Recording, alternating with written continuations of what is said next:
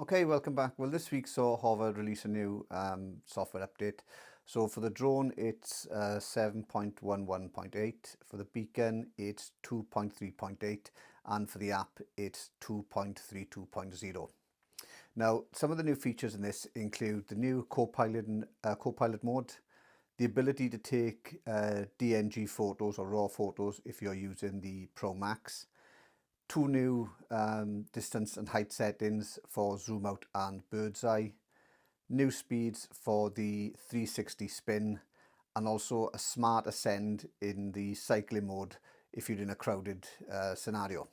Now, the main part of the update is the new co-pilot feature, and that allows you to start off the drone in one of three positions, being follow, side track or dolly track, and it allows you then to reposition the drone dynamically as you fly in using the app, the beacon or the controller around you. So you're able to say start off by the side, say at the drone's a height, trees coming towards you, you can drop it down.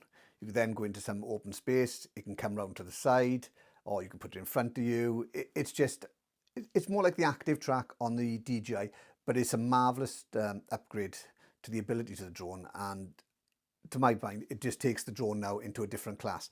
It's so easy to use if you're using the phone or if you're using the one-handed joystick. Using the beacon, I found it a bit more difficult in relation to the fact that you had to use the right-hand button to do the ascend.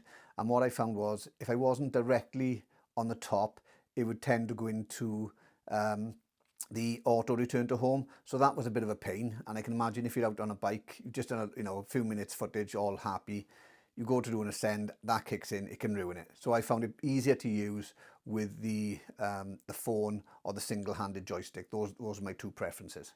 But to get Copilot to work, you need to go into one of the three flight modes that you're using, then go on to Smart Preview and go over to Settings, and then you'll see an option there for Copilot on or off. So you need to switch that on, and then go back into the flight settings you got, take off, and then you can just use it as normal. And the same goes with the beacon. You need to go into the flight setting you want to use first, and then you can swipe across and it picks up the co-pilot activation. Another thing they brought in is the ability to take DNG or raw photos using the ProMax only. Now you can do this in manual, and if you go into settings, click on camera settings, you've got the option there to switch it on, but it has to be in normal and it has to be in landscape. If you try and do it in vertical, or it goes to HDR or high res, it's going to revert back to JPEG. So you're going to be limited only to normal and landscape. Now, the other thing I've noticed as well, if you use one of the automated flight modes, such as bird's eye, if you've got that set to photo, it'll go up and it'll take the photos with a DNG. But if you've got it set to photo and video, when it goes up, it'll still only take the JPEG.